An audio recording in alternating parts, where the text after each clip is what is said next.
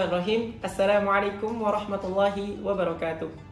Innal hamdalillah nahmaduhu wa nasta'inuhu wa nastaghfiruh wa nu'minu bihi wa natawakkalu alayhi wa na'udzu billahi min shururi anfusina wa min sayyiati a'malina. May yahdihillahu fala mudilla lahu wa may yudlilhu fala hadiya lahu. Asyhadu an la ilaha illallah wa asyhadu anna Muhammadan 'abduhu wa rasuluh. Allahumma shalli ala sayyidina Muhammad wa ala ali sayyidina Muhammad. Amma ba'du.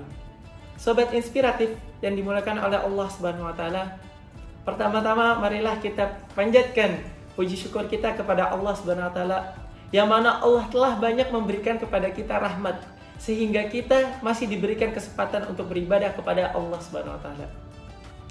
Yang kedua, marilah kita panjatkan salawat serta salam kita kepada baginda Nabi Muhammad sallallahu alaihi wasallam yang telah membawa kita dari zaman kegelapan hingga zaman terang benderang seperti saat ini. Sobat inspiratif yang dimuliakan oleh Allah Subhanahu wa taala, pada sore kali ini saya akan menceritakan sebuah kisah tentang bagaimana seseorang bertobat kepada Allah Subhanahu wa taala. Sobat inspiratif yang dimuliakan Allah Subhanahu wa taala, dahulu kala Rasulullah SAW menceritakan sebuah kisah kepada para sahabat tentang bagaimana seseorang yang bertobat kepada Allah Subhanahu wa taala. Dahulu kala ada seseorang yang banyak sekali melakukan perbuatan kesalahan kepada Allah Subhanahu wa taala, yakni dia telah membunuh banyak sekali orang, sampai-sampai dia telah membunuh 99 orang. Karena dia banyak sekali membunuh orang, dia sampai suatu saat dia sadar akan banyak kesalahan dia. Akhirnya dia pun ingin bertobat kepada Allah Subhanahu wa taala. Akhirnya dia menanyakan kepada masyarakat sekitar bagaimana cara dia bertobat. Lalu masyarakat sekitar di sana menyuruh dia agar pergi ke seseorang pendeta. Akhirnya karena dia bersungguh-sungguh ingin bertobat kepada Allah Subhanahu wa taala, dia pergi ke pendeta tersebut. Setelah dia sampai ke pendeta tersebut, dia tanyakan kepada pendeta, "Wahai pendeta, saya ini seseorang yang banyak sekali berbuat dosa kepada Allah Subhanahu wa taala. Yakni saya telah membunuh 99 orang. Apakah masih ada, wahai pendeta? Apakah masih ada tobat bagi saya ini, wahai pendeta?"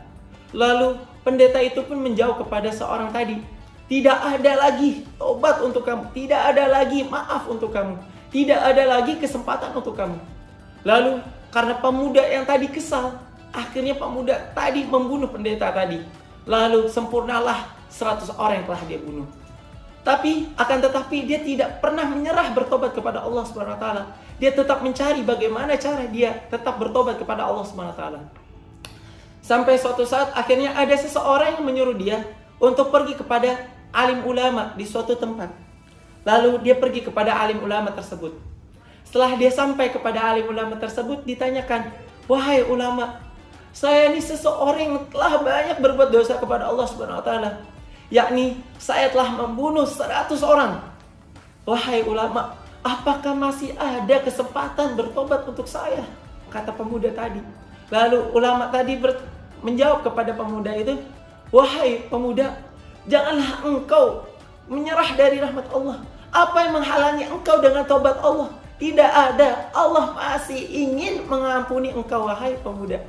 Akhirnya seorang ulama tadi menunjukkan, "Wahai pemuda, jikalau engkau ingin bertobat, jikalau engkau ingin memperbaiki dirimu, pergi ke daerah sini.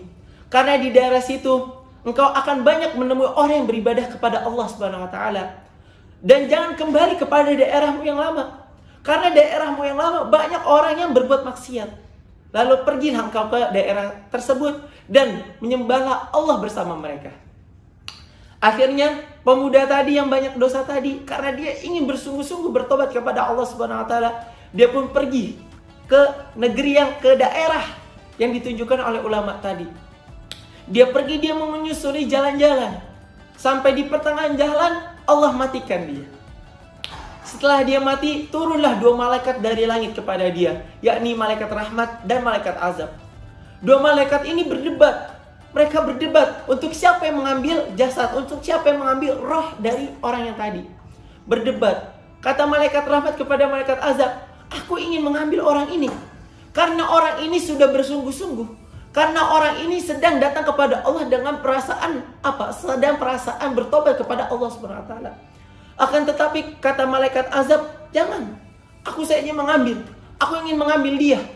Karena dia belum melakukan apa-apa. Dia baru ingin bertobat. Dia baru ingin melangkah kepada tempat yang tadi. Lalu Allah pun mengutus malaikat. Satu malaikat berbentuk manusia. Yang mana si malaikat ini berguna untuk menjadi penengah antara dua malaikat tadi.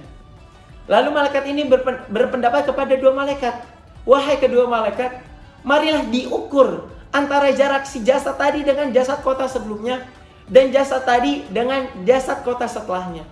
Apabila lebih dekat kepada kota yang akan dia tuju, maka malaikat rahmat yang mengambil.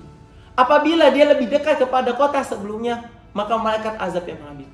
Setelah diukur, akhirnya ternyata dia lebih dekat kepada kota yang kedua. Akhirnya malaikat rahmat pun yang mengambil jasadnya tadi, mengambil ruhnya tadi. Hadirin yang dimuliakan oleh Allah Subhanahu wa taala, dari kisah tadi kita dapat mengambil pelajaran bahwasanya sebanyak apapun dosa yang telah kita perbuat, sebanyak apapun dosa yang telah kita lakukan, sehina apapun kita di hadapan Allah, tapi Allah tetap memberikan pintu rahmat kepada kita. Dosa kita banyak, akan tetapi rahmat yang Allah berikan kepada kita lebih banyak daripada dosa kita. Oleh karena itu, janganlah kita sekali-kali menyerah dari rahmat Allah Subhanahu wa taala. Sebagaimana Allah firmankan di dalam Al-Qur'an dalam surat Az-Zumar ayat 53, "A'udzubillahi minasyaitonir rajim. Bismillahirrahmanirrahim. Qul ya ibadiyalladzina asrafu ala anfusihim la taqnatu birrahmatillah. Innallaha yaghfirudz dzunuba jami'a." Kul, wahai Muhammad, katakanlah, "Ya ibadiyalladzina asrafu ala anfusihim." Wahai hamba-hambaku yang telah melebihi batas-batasnya. La taqnatu mir rahmatillah. Janganlah engkau berputus dari rahmat Allah. Innallaha yaghfirudz dzunuba jami'a. Sesungguhnya Allah mengampuni segala dosa. Sebanyak apapun dosa kita, innallaha yaghfirudz dzunuba jami'a. Akan tetapi Allah tetap mengampuni dosa-dosa kita. Hadirin ya, sobat inspiratif yang dimuliakan oleh Allah Subhanahu wa taala, di Ramadan, di 10 kedua Ramadan ini sama-sama kita tahu Allah memberikan banyak rahmat kepada kita. Oleh karena itu, raih rahmat Allah, raih amat Allah, segera bertobat kepada Allah. Wasari'u ila maghfiratin min rabbikum wa jannatin arduhas samawati wal ardu lil muttaqin. Dan bersegeralah kalian kepada surganya Allah Subhanahu wa taala.